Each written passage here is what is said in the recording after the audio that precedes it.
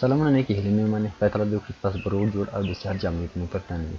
زه مهدي ولار زما نن یو ځل بیا د کمپیوټر د اساساتو د کورس سره ستاسو په خدمت کې یم. نو دا د موږ لومړنی کورس دی چې موږ یعنې داسې یو کورس را پیل کړی چې هغه د پوهنتون د مضمونو اړوند رسوي. یعنې که چېرته تاسو کمپیوټر ساینس پوهنځي ته کوم شوي وئ، تاسو د لومړي سیمستر او د دوهم سیمستر دپاره د آی ټي آی ایس او اس ای یا سافټویر انجینرینګ لپاره تاسو ته دغه مضمون په لومړني او دوهم سیمستر کې ویل کېږي یا تدریس کېږي. نو زه غواړم چې دغه کوم مضمون چې دی هغه تاسو ته په پښتو ژبه باندې ریکارډ کړم یا یې ثبت کړم تر څو پورې تاسو د هغو څخه په ډېره اسانۍ سره استفاده وکړای شئ. نو زه روزمره تاسو ته ځینې سلایډونه آماده کوم. نو کوشش کوم چې د هغو مطابق تاسو ته یو څه در زده کړو. نو د موږ دغه کوم کورس چې دی دا به د لوړو زده کړو د وزارت یا تحصیلات عالي د کریکولم مطابق وي. یعنې کوم موضوعات چې په کریکولم کې راځي نو هغه موضوعات به موږ دلته انشاءالله یو کور کوو. نو راځو موږ په خپل کورس باندې پیل کوو. د ټول نه د مخکې موږ تاسو ته ځینې سلایډونه برابر کړي دي. زه غواړم چې د هغو په معرفي باندې تاسو ته پیل وکړم. نو راځو موږ خپل سلایډونه پیل کوو. لومړی موږ دغه کوم کورس چې دی زه کوشش کوم چې په ډېرو لنډو درسي ویډیوګانو کې تاسو ته آماده کړم، ځکه ځینې حالاتو کې موږ په اکثرو ولایاتو کې هېڅ انټرنېټ ته لاسرسی نه لرو، او یا هم که لرو ډېر محدود وي او یا هم ډېر کمزوری انټرنېټ ته موږ لاسرسی لرو. نو ځکه زه غواړم چې دغه د موږ کومې جلسې چې دي دا د ډېرې کوچنۍ وي، یعنې نه غواړم چې یو ساعت یا حتی نیم ساعت ته دې ورسوي. نو زه کوشش کوم تر څو پورې دا په ډېر لنډ ډول تاسو ته تدریس کوم، تر څو پورې تاسو د هغو نه استفاده وکړای شئ. نو راځو خپل د کورس لومړنۍ برخه را پیل کوو. په دغه کورس کې به موږ کوم موضوعات وګورو. نو زه غواړم تاسو ته یو دلته وښیم. راځو د ټولو نه تر مخکې د موږ کوم یوټیوب چینل چې دی سمارټ ساپ یوټیوب چینل، نو دا ما تاسو ته یادونه وکړه چې د موږ لومړنی داسې کورس دی چې موږ هغه د پوهنتون د مضمونو معیار را شروع کړی دی یا مو را پیل کړی دی. نو کېدای شي په دغه کورس کې د موږ څخه ځینې تېروتنې وشي. هغه تېروتنې کېدای شي لفظي یا املایي تېروتنې وي، ځکه نو په لومړي قدم چې پورته کوو نو خامخا یو څه تېروتنې په هغو کې کېدای شي چې موږ څخه وشي. نو د هغو په باب باندې موږ ته بښنه کوئ. راځو پیل کوو. د ټولو نه د مخکې په دغه کورس کې چې کوم موضوعات دي موږ غواړو چې هغه تاسو ته وښیو. لومړی د کورس لنډه معرفي ده، یعنې دغه کورس د کومو کسانو لپاره دی یا په دغو کې به کوم شیان شامل وي. انشاءالله دغه کورس معرفي به موږ په همدغه ویډیو کې کوو. په دوهم قدم کې د کمپیوټر تعریف دی، یعنې کمپیوټر موږ څنګه تعریفوو، یا هم د نننۍ نړۍ کوم د کمپیوټر ساینس مربوط ساینسپوهان چې دي هغه کمپیوټر په څه ډول تعریفوي، کوم څه ته د کمپیوټر ویلی شي. او دریمه موضوع چې دا په خامو معلوماتو یا هم په ډیټا باندې پروسس کول دی، چې په خامو معلومات کوم څه ته ویل کېږي، پروسس څه شی دی او ډیټا څه شی ده. انشاءالله به موږ په همدغو جلسه کې زده کوو. بله موضوع چې د کمپیوټر تاریخچه ده، چې مثلا لومړی کمپیوټر څه وخت منځته راغله او کوم کمپیوټرونه اوس موجود دي. په همدغه ډول د هغو ټولو تاریخچه او ځینې داستانونه دي چې تاسو سره په ګډه وایي. په همدغه ډول بله کوم موضوع چې ده هغه د تاریخچې مربوط ده، چې هغه انیاک کمپیوټرونه دي، چې انیاک کمپیوټرونه کوم کمپیوټرونو ته ویل کېږي. او په همدغه ډول دوهم کوم موضوع چې ده هغه لواک کمپیوټرونه دي. نو په دې سره موږ یو واتساپ ګروپ تاسو ته جوړ کړی دی چې کولی شئ تاسو د موږ سره هغه واتساپ ګروپ جوین کړئ، تر څو پورې هلته کومه پوښتنه تاسو ته پیدا کېږي هلته یې د موږ سره شریکه کړی شئ. نو موږ تاسو ته د واتساپ د ګروپ لینک د خپل که چېرته موږ په یوټیوب کې دغه ویډیو وکولی شئ، تاسو په ډسکرپشن کې دغه ګروپ لینک ترلاسه کړئ. او که چېرته دغه ویډیو تاسو په فیسبوک کې کتله، تاسو کولی شئ چې د هغو په ډیټیلز کې دغه ویډیو یا د دغو ګروپ لینک تاسو ترلاسه کړئ. او که چېرته دغه ویډیو تاسو ته یعنې نه په انټرنیټ کې په لاس درغله او نه په فیسبوک کې همداسې د چا نه ولېږله، نو تاسو کولی شئ چې د سمارټ ساپ یوټیوب چینل ته لاړ شئ یا هم د هغو فیسبوک صفحې ته لاړ شئ او د هغو د موږ د نوي ګروپونو لینکونه پیدا کړئ، تاسو ځانونه پکې اډ کړئ. نو راځو مخته ځو. د ټولو نه د مخکې لومړنی قدم چې ما اخیستی دی هغه د استاد د محترم ډاکټر جمشید رسا چینل دی، چې غواړم تاسو ته یې معرفي کړم، ځکه استاد محترم وخت تعلیم په ډګر کې ډېر کار کړی دی. نو زه غواړم چې تاسو هغو ته توجه وکړئ او د هغو کورسونه تعقیب کړئ، ځکه د هغو کورسونه یوازیني کورسونه دي چې زموږ په فردي او اجتماعي ژوند کې زیاته اغېزه لري. د هغو کوم کورسونه چې دي ما اکثرا د هغو زیات برخه کورسونه ما تعقیب کړي دي، ما په خپله یعنې که زه درته ووایم چې ما پخپله د کانکور آمادګي نه ده ویلې، اما د استاد محترم کورسونه ما تعقیب کړل او تر هغه ځایه پورې ما د هغو کورسونو په سبب باندې ځان رسولی دی. نو راځو د استاد محترم کوم چینل چې دی هغه تاسو په لنډ ډول معرفي کوم تر څو پورې تاسو د هغو نه استفاده وکړئ. ټول نه د مخکې ډاکټر جمشید رسا په نامه یوټیوب چینل دی چې تاسو ولاړ شئ هغه سبسکرایب کړئ، د بیل آیکن ورته هم فعال کړئ تر څو پورې د تاسو د هیڅ ویډیو د استاد محترم کوم ویډیو دي چې د هیڅ ویډیو باندې تاسو نه میس نشي یا له یاده ونوځي، نو باید تاسو د هغو هره ویډیو وکړئ ځکه استاد محترم په یو داسې مسیر باندې روان دی چې واقعا ډېر ښکلی مسیر انتخاب کړی دی او غواړي چې افغانستان یو ډول پرمختګ طرف ته بوځي، یو ډول ځوانان یې مایله پرمختګ ته کا. نو راځم تاسو ته د هغو ځینې نور موضوعات ښیم چې استاد محترم په کوم موضوعاتو باندې په دغو چینل کې غږي. لومړی استاد محترم چې دی په تعلیمي ډګر کې ډېر زیات اصطلاح دی چې واقعیت د سترګو پټول نه دی. هر څوک چې لاسرسی لري کولی شي د هغو یوټیوب چینل سره شیر کړي تر څو پورې استاد محترم چې کوم زحمات یې ایستلی دي هغو ته یو څه نتیجه یې په لاس باندې ورشي او وګوري چې واقعیت ځینې وخت انسان ډېر ناامیده شي چې کله وګوري چې مثلا استاد محترم څومره په زحمتۍ سره یو کورس آماده کړه او بیا هغه ونه کتل شي. سمه ده. نو راځو استاد محترم په خپل چینل کې کوم شیان ویایي یا مخ ته ښایي. ټول نه تر مخه د استاد محترم د مکتب مکمل درسونه په صنف په فارسي ژبه په پښتو ژبه باندې آماده کوي او په دو باندې کار لګیا دی. په فارسي ژبه باندې استاد محترم د لومړي صنف څخه د 12 صنف پورې کورسونه آماده کوي او سرټیفیکټ تاسو کولی شئ د هغو نه استفاده وکړئ. په دوهم قدم کې استاد محترم د کانکور مکمل یو کلن درسي سیستم آماده کړی دی چې د هغو نه تاسو کولی شئ چې استفاده وکړئ. یعنې که چېرته تاسو پیس یا د نورو هغه امکانات نه لرئ چې لاړ شئ تاسو تعلیمي مرکزونو ته ولاړ شئ او هلته تاسو پیسونه ورکړئ یا د کانکور تقریبا یعنې تاسو یو کلن کانکور چې کله ویئ نو په هغو باندې د تاسو نه چې بیخي کم پیسې لاړې شي تر 50,000 پورې خو داسې عادي 1,00,000 پورې عادي پیسې تاسو نه ځي. نو استاد محترم په وړیا ډول سره مکمل مخکې کانکور ټول آمادګي ثبت کړې ده. کولی شئ تاسو هغه په یوټیوب چینل کې اکثره درسونه اوس درګرده اپلوډ کېږي، تاسو د هغو څخه ډاونلوډ کولی شئ او یا په دوهمه برخه کې تاسو کولی شئ چې د هغو د خپل دفتر څخه یا د هغو د معاینه خانې څخه د هغو درسونه ترلاسه کړئ. نو په همدغه ډول استاد محترم په بله برخه کې چې کار کړی د پوهنتون د طب او روانشناسۍ مربوط د پوهنځیو کې درسونه ثبت کړي په ترتیب سره موجود دي. کولی شئ د هغو نه استفاده وکړئ. د فردي او ټولنې د فرد یا هم د ټولنې د اصلاح لپاره او د پرمختګ لپاره یې مکمل کورسونه جوړ کړي. واقعیت ښکلي ښکلي سیمینارونه دي. که یو ځل تاسو د یوټیوب چینل ته مراجعه وکړئ نو تاسو پخپله پوه شئ چې هلته موږ څومره ډېر څه کولی شو چې ترلاسه یې کړو. بل استاد محترم چې ډېر مهم شی راخیستی دي یا په هغو باندې کار کوي هغه د کتابونو تشریح ده. مثلا ځینې کتابونه دي چې په هغو کې فردي پرمختګ یا د ټولنې پرمختګ نغښتی وي، په هغو کې ډېرې ښکلې لیکنې شوي دي. نو هغه استاد په خپله ساده ژبه باندې موږ ته بیانوي تر څو پورې موږ بدون چې موږ په هغو کې فکر وکړو یا په هغو باندې پوه نه شو په خپله په خپلې ژبه باندې موږ ته تشریح کوي تر څو پورې موږ په اسانۍ د هغو نه استفاده وکړو. یعنې هغه کتابونه استاد محترم کوم کتابونه چې آماده کړي د هغو نه موږ په اضافي وخت کې ډېر ښه استفاده کوي چې کله چې موږ مثلا د یو ځای څخه بل ځای څخه په موټر کې ځو تګ کوو یا هم کار کوو یا بل څوک کولی شي د ګوشکۍ څخه استفاده وکړئ او د هغو کوم درسونه چې دي هغه تاسو درسره تعقیب کوئ ویې ګورئ ثبتي بڼه باندې. او بل استاد محترم ویلي چې انشاءالله دی به په هرې پوهنځۍ مربوط مشهور او ښکلي او ښه په خپل مسلک کې پرمختللي استادان پیدا کوي تر څو پورې دوی ټول مربوط مضمونونه ثبت کړي او یوټیوب چینل ته یې واچوي تر څو پورې هر څوک په اسانۍ سره د هغو نه استفاده وکړه بدون له دې څخه چې تاسو په هغو باندې پیسې مصرف کړئ، یوازې په تاسو باندې د انټرنیټ مصرف راتللی شي. نو د تاسو څخه د ما خواهش دا دی چې تاسو د استاد محترم ډاکټر جمشید رسا یوټیوب چینل چې دی هغه خامخا درسره سبسکرایب کړئ، د خپلو ملګرو سره یې شیر کړئ، خپلو ملګرو ته معرفي کړئ، ور وښایئ چې د دغو نه استفاده وکړه.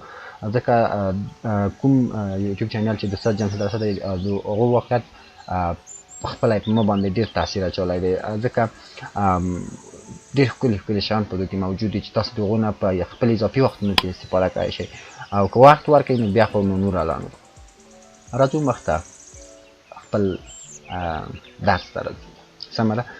نو خیر په ته معرفي کې یو څه وخت ووتله خو کوشش وکړئ چې درسته وګورئ ځکه مهم دي. زه تاسو ته هغه څه ښیم چې هغه مهم دي.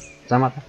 نو راځو اول دا کورس چې د کمپیوټر ساينس د کومې پوهنځۍ مربوط دی یا د کومې رشتې مربوط دی په کمپیوټر ساينس کې، نو موږ به داسې کوو چې دا کورس د کومو کسانو لپاره دی. راځو لومړی د آی ټي لپاره هغه کسان چې په انفارمیشن ټیکنالوژي یا په معلوماتي ټیکنالوژي کې زده کړې کوي، د هغو لپاره دی دا کورس.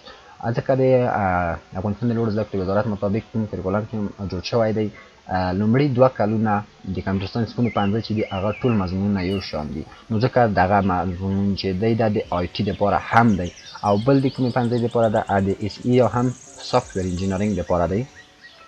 هغه کسان چې په سافټویر انجینرینګ کې کار کوي، دغه لپاره هم دغه مضمون شته دی، کولای شي یعنې دغه کسان دغه نه استفاده کړلی شي.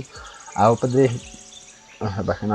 په درېیمه برخه کې یا درېیمه کومه رشته چې ده هغه د آی اس ده یا انفارمیشن سیستم یا هم معلوماتي سیستمونه دي، یعنې هغه محصلین چې هغه په آی ټي کې دي، په اس ای کې دي، په آی اس کې دي، د دغو مضمون څخه کولی شي دوی استفاده وکړي او خپل هغه علم چې دی په دغه برخه کې زیات کړي، یعنې د دغو کسانو لپاره دی.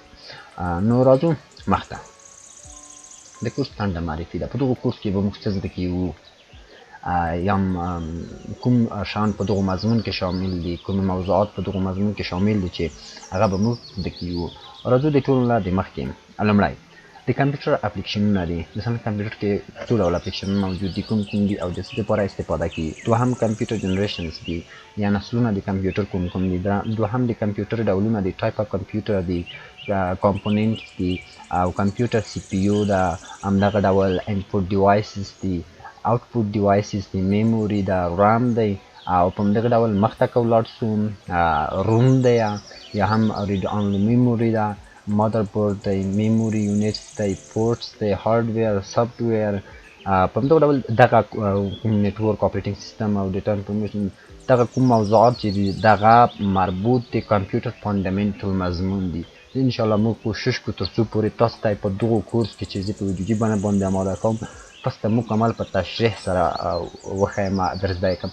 نو یعنې دغه کورس چې کله زه پخپله په لومړي سمستر کې وم، نو واقعیت ما ته ډېر ګران تمامېدل، ځکه په لومړیو کې چې کله موږ پوهنتون ته لاړ شو، د هغو د سیستم سره هم موږ بلد نه وو، نو نشو هېڅ موږ نه پوهېږو چې مثلا دغه درس موږ څه ډول درته ووایو تر څو پورې موږ دغه مضمون په ښه ډول سره زده کړو. انشاءالله زه ټول میتودونه او کوم سوالونه مربوط چې سره کوم سوالونه په دغو کې راتلی چې انشاءالله زه دغه ټول تاسو ته په تفصیلي ډول سره ښایم، سره د سکرین شاټونو او په همدغه ډول کوم شیان چې نور موږ ته ضرورت کېږي. ځو مخته. د کمپیوټر تعریف دی چې کمپیوټر څه ته ویل کېږي. اول کمپیوټر څه ته ویل کېږي. راځو. کمپیوټر د کمپیوټر له لاتین کلمې څخه اخیستل شوی دی چې د محاسبه کولو ته وایي. سمه ده. کمپیوټر د کمپیوټر له یوناني کلمې څخه اخیستل شوی چې محاسبه کولو ته وایي، او کله چې په آخر کې د آر توری اضافه شي نو د محاسبه کوونکي په معنا دی. یعنی کمپیوټر چې دی د کمپیوټر له یوناني بخښنې سره لاتین کلمې څخه اخیستل شوی دی. کله چې د کمپیوټر ته آر ور اضافه شي نو د هغو څخه کمپیوټر جوړي، چې کمپیوټر څه ته ویل کېږي، محاسبه کوونکي په معنا سره راغلی دی، یا هم محاسبه کوونکي ته وایي. نو نتیجه اخلو هر هغه وسیله چې د محاسبې کولو وړتیا ولري کمپیوټر ورته ویلی شو. هر هغه وسیله چې د محاسبه کولو وړتیا ولري کمپیوټر ورته ویلی شو. دغه هغه تعریف دی چې د کمپیوټر په لومړیو کې استفاده کېدل، اما اوس تعریفونه اپډیټ شوي دي، ځکه کمپیوټرونه اوس ډېر پرمختګ کړی دی، نو اوس محاسبه ډېر شیان دی چې محاسبه کولی شي. راځو دویمې برخې ته. د کمپیوټر په کومه نړۍ کې د کمپیوټر کوم هغه چې وه په هغو کې لومړنی کمپیوټر چې اختراع شوله هغه د ابیکیوس کمپیوټر و، چې د محاسبې لپاره د چین، روم او مصر وګړو وکارول. یعنې لومړنی کمپیوټر کوم و؟ ابیکیوس کمپیوټر و، چې د کمپیوټر په نړۍ کې لومړنی کمپیوټر و چې دا اختراع شوله. چې دا چا وکارول، د څه لپاره وکارول شو؟ هغه موږ چې د محاسبې لپاره د چین، روم او مصر وګړو څنګه کړله؟ وکاروله. بله موضوع چې ده یا د کمپیوټر یو برقي وسیله ده چې اولیه معلومات یعنې ډیټا له واردوونکي آلو یعنې انپوټ ډیوایس څخه اخلي، هغه تحلیل او تجزیه یعنې پروسس کوي او نتایج په آوټپوټ ډیوایس باندې موږ ته ښیي. دا یو بل تعریف د کمپیوټر شوله چې موږ کمپیوټر تعریفولی شو. نو دغه تعریف انشاءالله موږ بیا وروسته بیا هم په تفصیلي ډول سره ویایو. یعنی کمپیوټر هغه وسیله ده چې ډیټا اخلي، پروسس کوي، تحلیل پې باندې کوي، یعنی پروسس تحلیل او دغه نتیجه موږ ته په آوټپوټ ډیوایس باندې کوي. آوټپوټ ډیوایس یو دغه څخه مانیټور هم کېدلی شي. سمه ده. نو راځو مخته. بل تعریف د کمپیوټر یوه برقي وسیله ده کومه چې په کم وخت کې زیات کارونه په لوړ دقت سره ترسره کولی شي. زه بخښنه غواړم د ملوستونو مشکل دی. نو دا یو بل تعریف د کمپیوټر شوله.